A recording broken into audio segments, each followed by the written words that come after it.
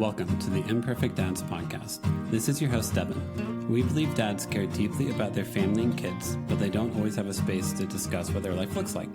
Our podcast is a space for dads to discuss the ups and downs of fatherhood and how they feel like they're holding it together or how they're not. Thank you for joining us for this episode. This podcast is part of the Never a Face Network. Make sure to follow them on Instagram or go to the website neverafacenetwork.com. On this episode, we have on Dawn Burns, better known as the Nashville Mom. We talk about our favorite things to do in Nashville, moving from Charleston to Nashville, our shared love of Parnassus bookstore, how she became the Nashville Mom on socials, and learning to parent teenagers. A lot of our conversation is about social media and figuring out how to make sure your child is watching things that are age appropriate, helping them build community, and understanding what socializing looks like for them. A lot of this includes teen accounts that Meta recently came out with, and Dawn discusses what safeguards you can set up with a teen account. Also, we talked about the importance of being a guide for your child as they learn about the world they're entering into. Just like one more thing. Dad, just start the episode. Oh, my bad. Well, this is topical because it's only like a week or two afterwards. How'd you survive the ice storm? Are you good with all that? How's your world with that? Yeah, so actually we were not in town for all that, so we kind of missed that. But we kind of split some time between there and Charleston, South Carolina. So yeah, we were there at that time. So yeah. That's, way to choose a week to be out of town. Well, yeah, I've had some kind of major surgeries early in the year. So just been on the down low for a while. So this is one of my first gigs back, Cool. getting back to work. Nice. Well, I was going to be like, how'd you survive the ice storm? What was it like being trapped in a house with no power with kids? And good for you. Way to avoid that week of insanity. Yeah, there we go. Do you spend much time in Charleston? I've actually never been to Charleston. Yeah, so I'm originally from South Carolina, and my husband went to school in Charleston, and then I lived in Charleston after college for a while. So, it's home as well. That's cool. It's a great city. You should add it to your list. We can swap notes on travel. Yes. Yeah. You can give me the tips on Charleston. I'll give you all the 2-hour radius driving of Denver area for you. Here's the biggest question I'll ask you for the whole conversation. Better food scene, Charleston or Nashville? That is a hard one.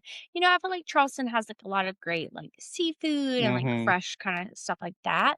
Obviously it's a smaller town than Nashville.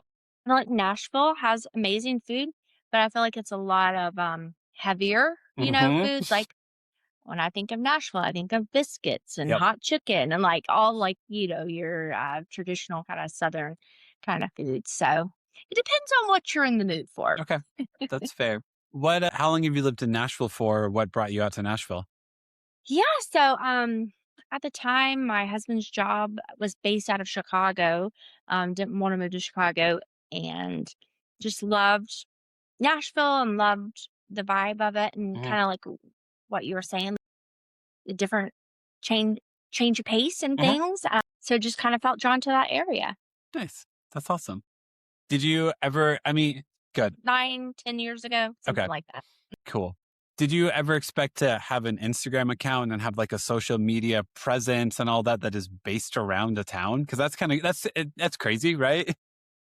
Yeah. So, when my son was born, I think I started my own blog, back in the blogging days. It's not quite that anymore, but I did have like a personal blog, but I wasn't trying to like make it a business or anything like that. And then when we moved to Nashville, well, and I don't know if you know this, I actually did not start my blog. Someone else. Okay.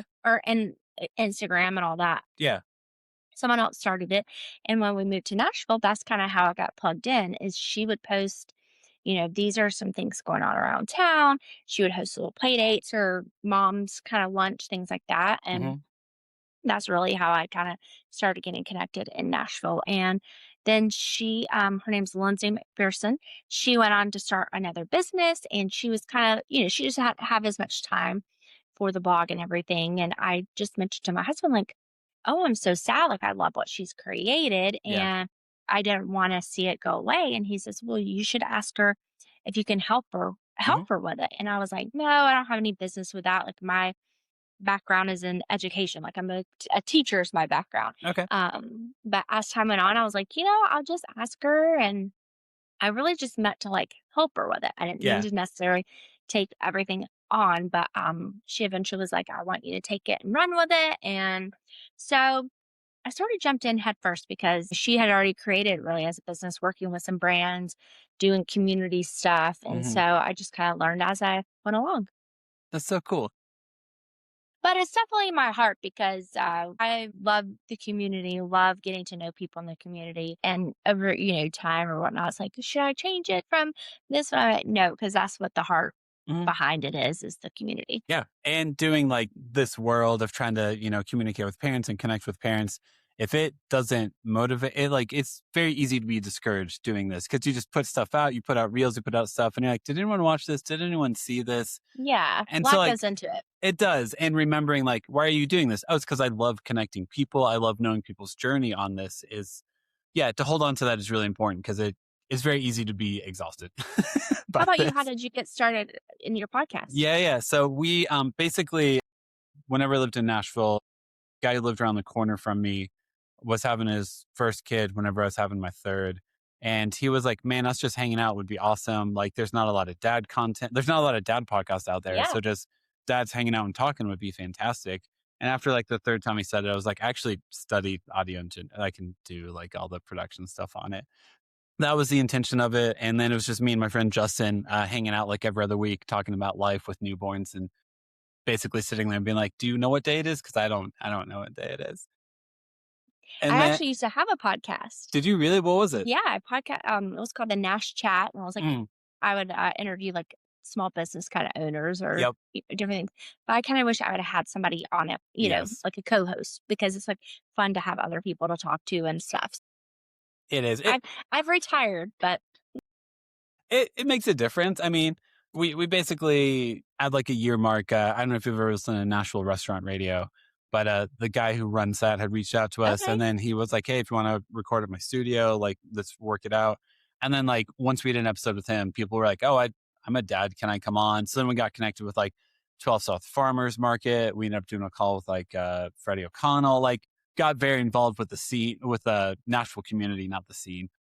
Um, yeah, I think they still do a dad walk in Shelby Bottoms. It's kind of on the low down right now because it's winter, sure, but very fun. yeah, very much so. I think that's awesome. Yeah, the dad perspective because it you don't hear as much. You So don't. I think you have a great thing there.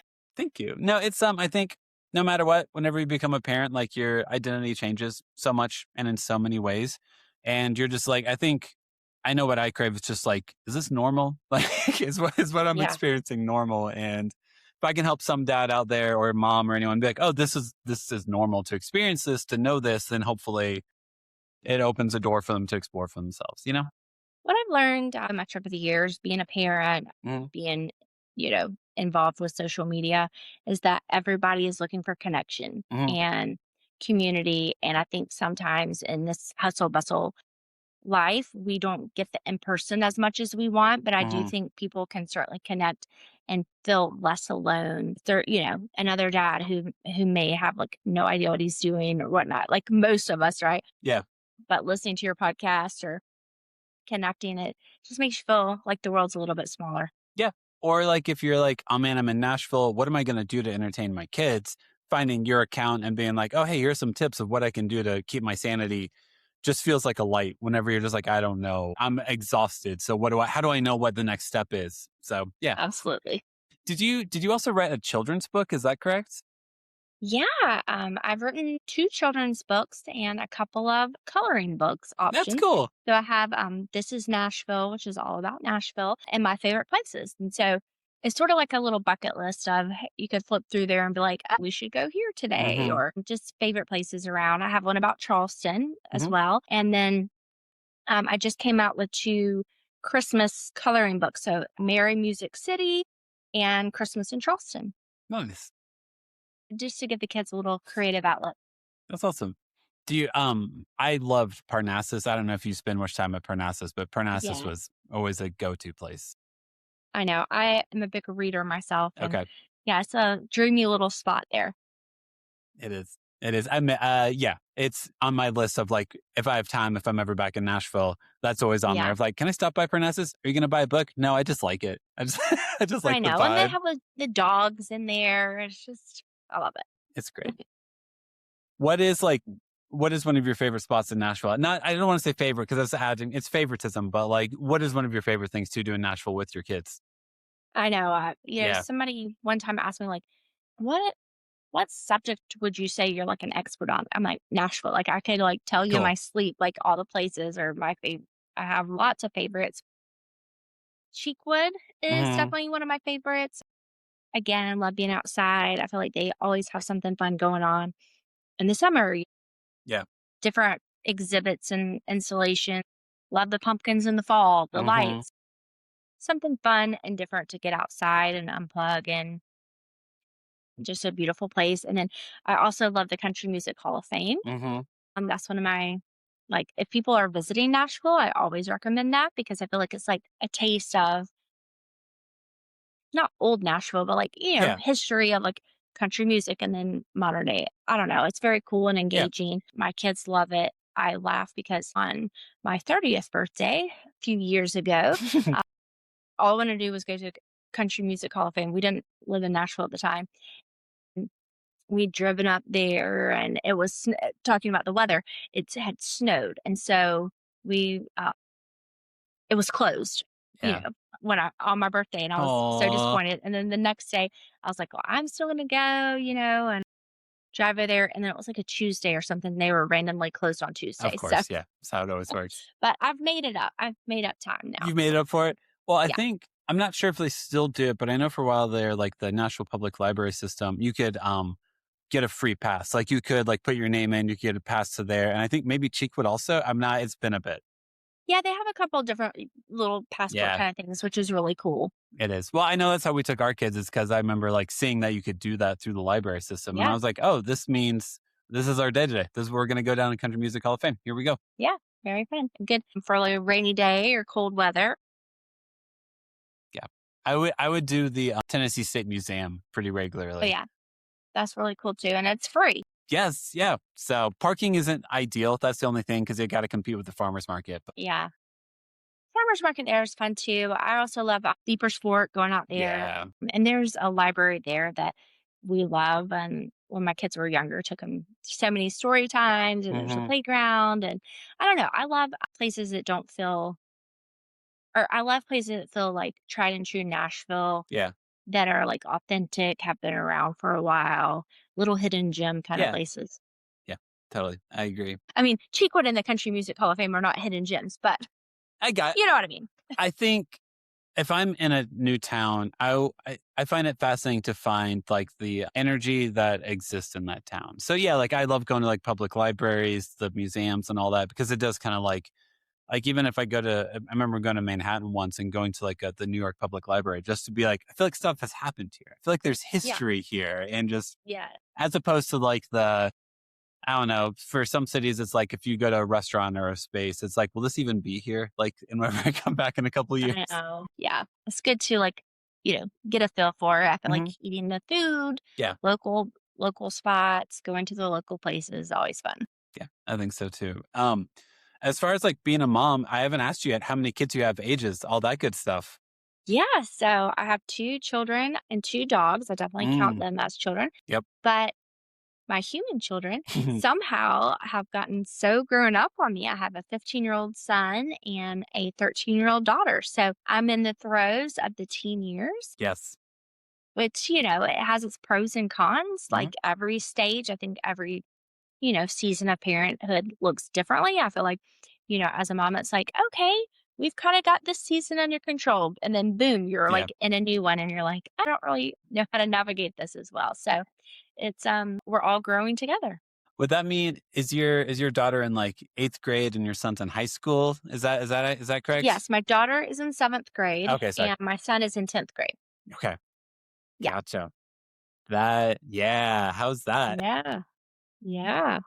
No, I mean, it's good. Like we like to travel together. We like to play games and Yeah. stuff like that. We love to like joke around with each other. I Cool. feel like we have a kind of a sarcastic family of, picking at each other, which is fine. I Mm-hmm. enjoy their sense of humor at this stage. But it's definitely, I say, a lot of harder issues as Yeah. far as like, you're not, I don't know, when you have a toddler and they're throwing a temper tantrum. Like I saw this little boy the other day.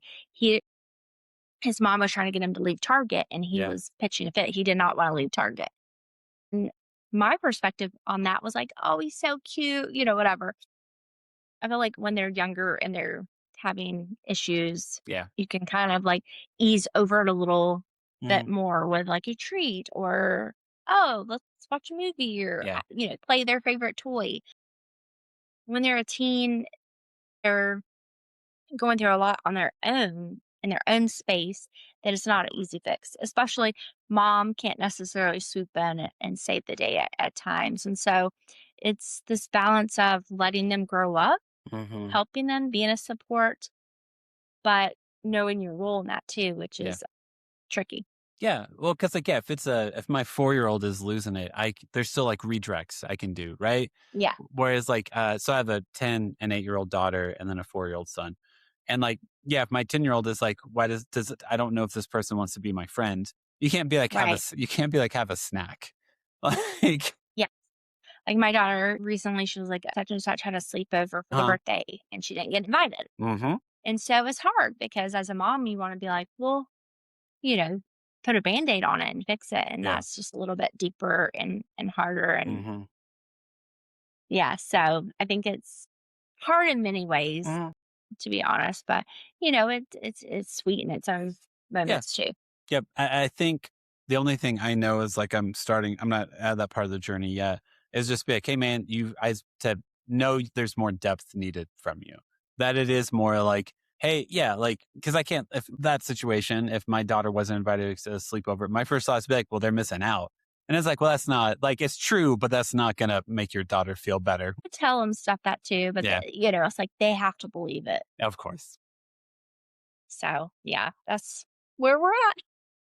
That I had someone tell me like, recently, like, because everyone always talks about like, oh, high schoolers, oh, teenagers, it's a lot, like with this almost like us versus them mentality of like, are you going to fight with them? You're going to, butt heads a lot. And he was just like, I just kind of knew that going into it. So whenever my kid would be in an amped up state, I'd be like, oh, cool, they're probably going through a lot.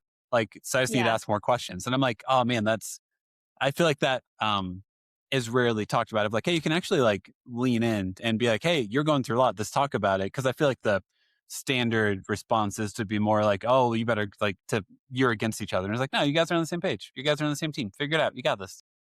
It's so true. And I mean, I think like their little minds, so much is going on Yep. and so many emotions. And then you throw the hormones in. Mm-hmm. And yeah, it can be complex. And we don't know what they're facing on, a daily Yep. basis. When you need them to communicate more, it is a little harder to get the communicate. They don't want to talk as much. Yeah. And then, you throw the phones and technology Mm-hmm. in there and that adds another layer. And, Yep. You're a little younger than I am, but, I didn't have a phone until a little bit later on. I think I got a phone when I was a senior in high school. But back then it was like not Mm-hmm. a not an iPhone, but like, so I think that's a challenge. I think we're the first like generation of parents who are navigating and walking through what that looks like too. Yeah. No, I think I would have gotten a cell phone my senior year of high school. And that was because I was driving. And in case like I got, like for Right, right. an actual emergency. And like back then, yes, a text message cost 10 cents. So like I And wasn't, you're like doing yeah. the little Boop, boop, boop, boop, buttons and boop. things. Like, Yep. I mean, I definitely used it a lot. Like, Mm-hmm. I joke because, now the kids want to sit in their room or talk to their friends or whatever. And I'm like, I was the exact same way, more so with like the landline phone or Mm-hmm. whatnot. But I can remember it. But Well, like it's I mean, yeah, because we had I was talking to someone the other day about the humor of like our kids will never know like the family computer or like the computer room right. of like you're sitting there talking on instant messenger, trying to think of the best away message that you can possibly have Yeah. as your brother's sitting there being like, why are you still on the computer? It's my turn. It's not a Right. reality our kids will have. I know. I tell mine all the time. I'm like, you missed out. Like, the 90s, the early 2000s. It was a good time. It was a good time. It was a good time. Or at least I'm telling myself it was a Yeah, good time. I think so. I don't know. Gloss over it now. Right. Yes. Well, I mean, like, yeah, because it's I think in high school, for me, MySpace came out. And like, Okay. Yeah. that's not this, like, I also, if you wanted to get on MySpace, you had to log into a computer. You had to have dial up. There were so many barriers to get onto it. It wasn't even called a social media back then. It was just MySpace, which is drastically different than like, yeah, I could be talking right now and checking I could be checking my MySpace, be checking Instagram at the same time and mentally distracted at all times. So it's just, I think it's important to acknowledge that like, hey, the teenage years that you had, that's not what this is. So you have a frame of reference, but you really need to update, be learning, and be understanding what the Right. reality is now. Exactly. What do you, in relation to that, I'm going to do this as a segue to talk about social media. Yeah. What do you feel like, since you have kids who are entering into that phase of life and everything, what are you learning? What are you finding? What are you seeing out there? Yeah, definitely. Um, we as parents, even though, my job, huge part of my job is in social media, we really fought to give the kids phones, technology, social media. It felt like an uphill battle Mm-hmm. because everyone else had them, right? And we held out till both of ours were about 13. And so my daughter just got a phone, my son's had a phone. And we with some of the social media platforms try to like hold off against that too, but that's how the kids communicate. They Mm-hmm. don't necessarily text each other or call a regular phone call. They communicate through social media. And so it's a whole different kind of setup now. But, I think one thing I have learned in parenting is not to be alone in the journey, Mm-hmm. whether that's your friends, your neighbor, your family members, or whatnot, or good resources. And I think it was last fall, I went to Meta, Facebook, Instagram, had like a conference in Nashville where they talked about some of the cool things they're doing to help parents and families and kids navigate social media. Because, as a person who has worked in social media for 9, I think, years, I do see a lot of the value in it. There is a lot of positivity from it, from connecting with people. I've made some really amazing friends. I've learned about places that we've gone to or, recipes. Like, there's a lot of good that can be found on social media. So I do find it very valuable knowing how to navigate that with your kids. Yeah. So Meta has come out with a family center where you can set parental settings. You can monitor your child's screen time. You can set that up. And now they have teen accounts. So like when your kid is 13, they sign up for Instagram, social media, it will automatically put them into this PG-13 account, Yeah. which is awesome. I often laugh because I'm like, Instagram is like a huge piece of my job, website, all this stuff, but I feel still not like I'm out of it as far as Yeah. like technology. Like I don't feel very tech savvy. So I'm thankful to have these resources where I can be like, okay, thank goodness I have, some help. It gives parents a lot of good resources as to how you can navigate these things. I like with the teen accounts, it kind of filters through like they're getting real suggestions or search suggestions that are more geared toward their age group Mm-hmm. and not, some of the stuff that may be otherwise Of shown to them. course. Yes. I think it's always interesting to have kids because like, the world exists and you are constantly saying filtering is feels like a very controlling thing to say, but like, I know there are things my kids are not ready to experience and learn about. And finding that balance is really difficult. Do you feel like those features have helped you so far with that of like making sure your kids don't learn about subjects, things like that, where suddenly now you're having conversations every night about something? Right. Yeah. One thing the teen accounts is blocked some search, like if they're searching for things they don't need to be, I mean, I don't think anything with technology is going to be 100% perfect, but it definitely at least gives you these settings that you can control that you can, the screen time, especially, Mm-hmm. you're like, hey, this is your bedtime and this is when this goes off. Yeah. So I think that's very helpful. Yeah. Or it seems like it helps set a baseline of like, hey, you should, if you end up seeing this type of content or whatever, like I thought I'd set up something so you didn't have to. So cool. Now, yeah, you figured out. But like, I think with security settings, private, all that stuff, like you still have to pay attention. Like, I think it's easy Right. to assume like, oh, well, I've set up the filter. You're good. And it's like, You were a kid once, man. You know how to work around this stuff. You'll Yeah, figure it out. the kids are smarter than we are. Yep. They're smarter than the technology sometimes. Mm-hmm. And so, yes, this is a great tool. It's a great resource, but the parent still needs to be, monitoring it, making sure everything is kind of like set up the best that we can. And like you say, like sometimes, and they're going to learn stuff, whether it's from social media or their classmate or neighbor or whatever. Mm-hmm. And so I think what we learned was like just to approach the subject and like talk through it, like you were saying, communication is everything, and to walk them through it because, my son's 15, a couple of years, he'll be gone and he's Mm-hmm. going to have all these life experiences, and Yeah. mom and dad aren't going to be right there with him. Although I saw this article, it's like more parents are moving now to the towns where their kid goes to college. Really? And so Yeah. I jokingly was like, okay, we're coming with you, bud. Like, I won't be there with you. But, Yeah. I think just like setting them up for the real world, Mm-hmm. setting them up how to handle tough situations, whether that's online or in Yeah. real life. Yep.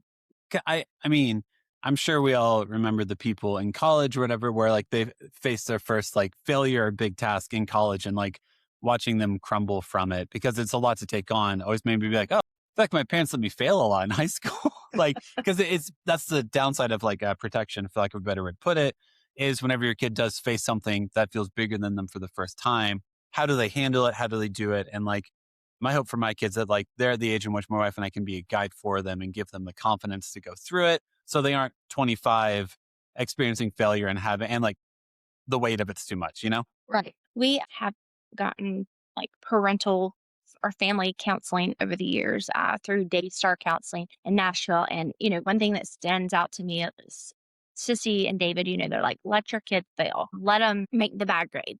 If they Yeah. didn't do the assignment or they lost their homework or whatever, let them, Mm-hmm. which is so hard. It's hard to see your kid, struggle Mm-hmm. or obviously you're not going to let them like, get themselves into a bad Yeah. situation, but like, you know, that we all make mistakes. Kids are no different. And so sometimes trying to coach them through that, it is hard. It is. Well, also, like, if you feel like you know the answer, you know the solution, it feels withholding. It feel like I would not defy if my wife was struggling with something, or I was struggling with something, and you just sit there and watch them fail. That doesn't, it is a form of love, blah, blah, blah. But like, to me, I'd be like, I feel like I'm being very mean just watching you fail at something and not helping you. I know. There was a time when one of my children had lots of missing assignments from school. And it's like, you were at school. What's the disconnect of like, you misplaced this assignment, So it was one of those things of like, okay, I don't want you to have failing grades, and so I did help, or we, set Mhm. up for like a tutor or whatever, somebody to kind of like help. But at the same time, we've had to kind of loosen that over the years of like, okay, well, you're kind of like responsible for this. And, we can't be there at school with you to make sure you turn your work in. What type of student were you? Were you like a straight A student? What were you? So I grew up out loving school. I'm the oldest sibling, the oldest cousin, so I like make everyone play school and Yeah. everything growing Yeah. up. I did become a teacher, as I said. So I loved school, but I wasn't necessarily the best student. Okay. I made like middle of the road grades. Mhm. I kind of was always the kid who was like, I'll study a little bit, but it kind of is what it is at this point. Like I'm not gonna, I'm not gonna stay up all night and Yeah. you know, cram it all in. You either know it kind of or you don't. So Mhm. just kind of, A, B, maybe a couple C's thrown in there, Yeah. here and there. Yep. That same of like, I wasn't bad at school, but I know I think my parents would say I could have gotten straight A's if I wanted to, but I clearly didn't want to. My daughter, she's the same way. We both were there for the social aspect. Yeah. We're there to talk to our friends, see our friends, and the schoolwork was just kind of like okay, we'll do this, but Yes. That's awesome. Yeah, I feel like it's interesting to be so involved with social media because, doing a podcast, having an account like you do, right. and then thinking of my kids having one. I'm still like, my kids are younger, but still so much of me is like, oh, I want to try to keep this door close to you because there is so much you can learn about the world through socials, good and bad. Did you, I'm assuming, was it like a conversation you and your husband had together to be like, hey, we're going to let our kids have a social media account? Or how was that whole process of being like, okay with your kids getting on socials? Yes, I mean, like I said, we kind of fought it for a long time, but like, we laugh because for the longest time our kids had like a 7:30 bedtime, Yeah. when they were younger. And then all of a sudden we were like, wow, I don't know, I forget how old they were, but Hmm. we were like, okay, maybe it's time to adjust the bedtime. Yeah. This isn't age appropriate. Same thing with phone technology, social media. It's like we wanna hold on to them being younger. We wanna hold Hmm. on to them being, innocent and, everything, but as they grow, we're having to, take on new obstacles, new Hmm. challenges. And so, yeah, it was definitely a conversation between my husband and I, and then conversation with the kids because they're like, you know, "Mom, everybody else at school has a phone. Everybody Yeah. else has social media." And again, I think it's knowing how to leverage it, Mhm. knowing how to use it properly, Yeah. having guidelines, having these restrictions. We have always asked our kids at a certain time at night, they bring their phone, they plug it in our room. Okay. Yeah. That's one thing. We try to, find ways to do things without our phone, Hmm. which is a little harder again in these days, but just trying to balance it. Like, yes, social media is great. It's my job. I've made a career, Yeah. out of it in some ways, but it's also very beneficial to get off your phone and Yep. go outside and play with neighbors Hmm. or play a game or puzzle things like that. I mentioned to you the horse ranch we go to. One of the things we like about it is there's very limited cell service, Yep. and so we try to plug these times in here and there Yeah. where we can all unplug it. And I mean, it's not just for the kids, for the Yeah. grown-ups too. Yeah. That's have you guys created any rules for yourselves, like you and your husband, where you're like, hey, okay, no new phones at the dinner table, like anything like that? Yeah, definitely at dinner time. We try to have that rule, unless it's like something very important or urgent. Yeah. No phones at the dinner table. We try to have like a family movie night, like everybody put your phone away. You don't need it right now.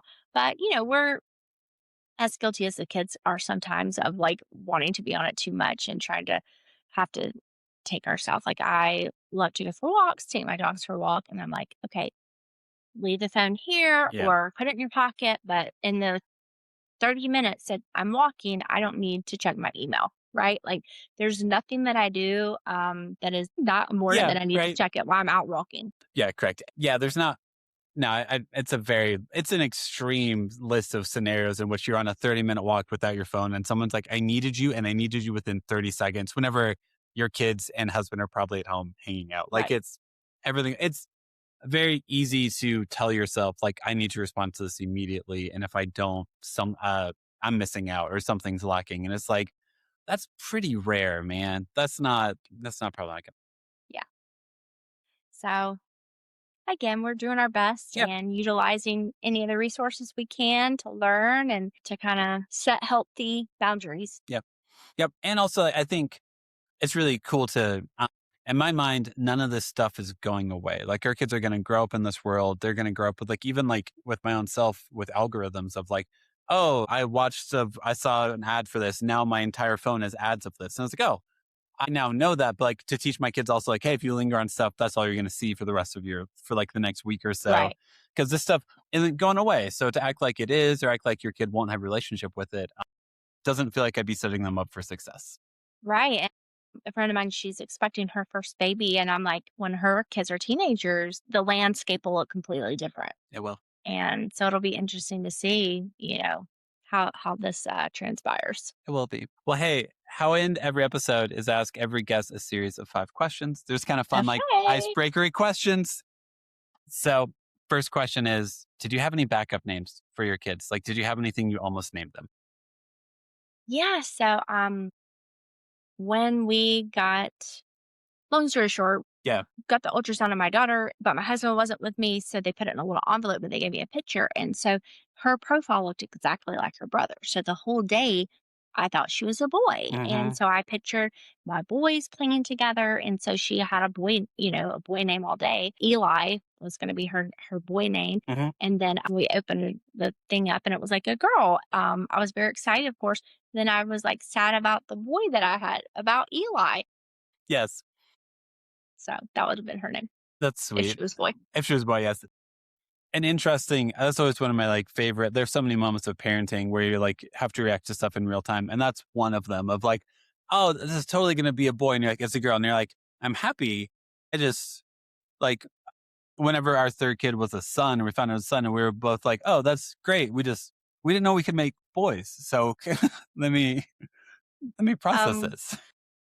with my son, when I found out he was a boy, I was like, oh, well, I just always picture whenever I had a kid, it would be a girl, Yeah. Um, again, the whole parenting Yes, experience is very humbling. You it is. just Yes. Yep. get Like, what you get. don't control any of this and just grateful that it happened at all. Here we are. Yeah, exactly. Next question. Do you have a favorite like TV, movie, or like mom, like a character mom? You know who I love? Tammy Taylor. Did you watch Friday Night Lights, Mm-hmm. that show? Mm-hmm. Big Tammy Taylor fan. Also, the mom that I just watched this movie recently on Still Magnolias. Did you ever watch this? What is the mom's name? I cannot remember, but Sally no. Field is Yes. who plays the character. She just is going through such a hard time with her daughter, and she Yes. loses her daughter, but she's like very sweet and caring, but she's a little bit feisty too. Yes. And very strong. Is it Malin? Is that Yes, okay? Malin, I yes. feel like Steel Magnolias and Fried Green Tomatoes are like movies that were on constantly in my house on like a Saturday or Sunday Yeah. afternoon. For Steel Magnolias, I cannot tell you a single plot detail of any of it. But it is, yes, that's where my mind goes to, is just that on a TV on in the background while I Yeah. would rather be watching cartoons. I was so happy to see it on the other day. I was like, this is on regular TV. Next question. What's your go-to replacement curse word?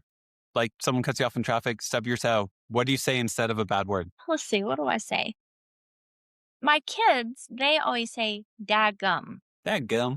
That's what they say. Probably something similar to that, or Yeah. Yeah. Yeah, that works. I don't have a lot of good ones on that one. Yeah, I mean, I think sound effects are more realistically the noise that gets made is because you do like that because you stop Yeah. yourself from saying the word. So that's, I think, sound My effects. family, they get on to me like in the car because I'm very reactive.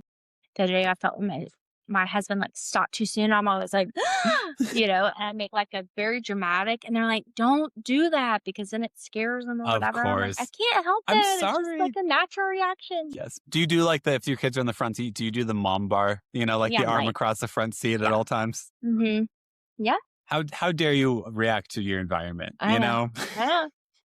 It's built-in The reaction. worst. Next question.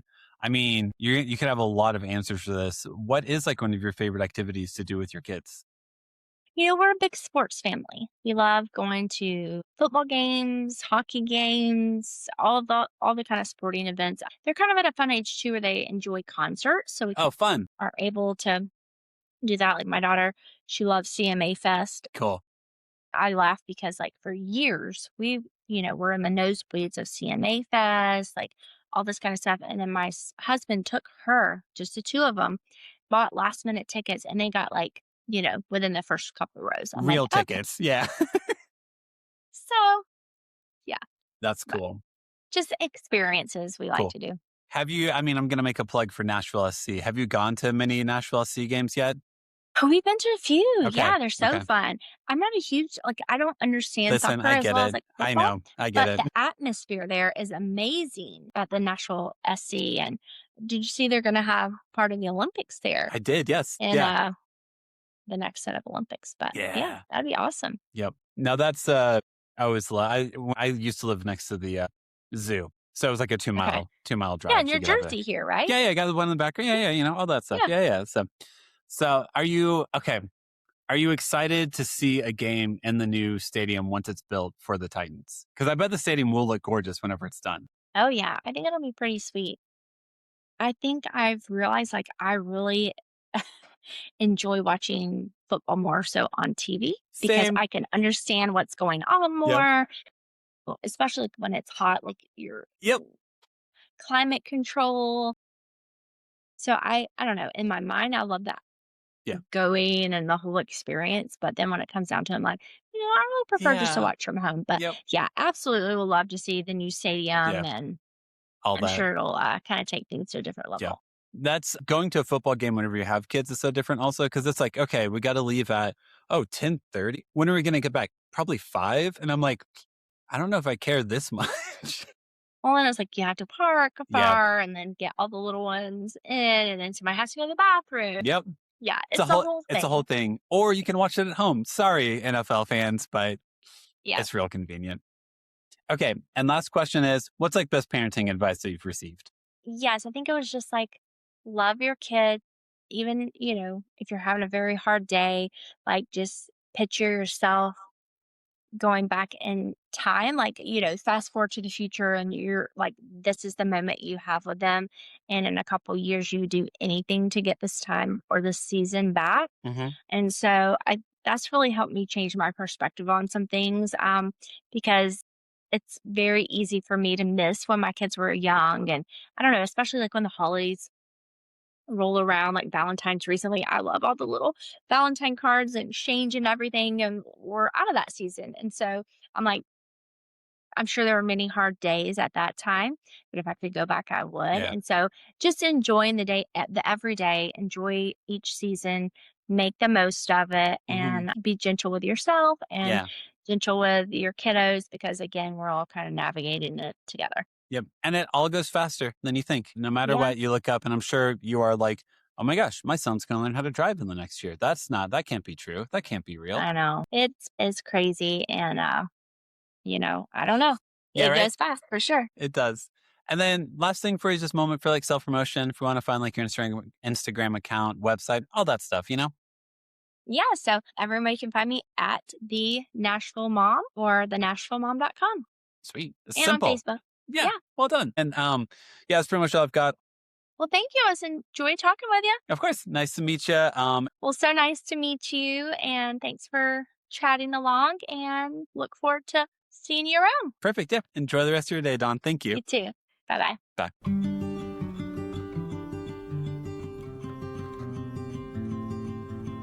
Thank you so much for listening to the episode.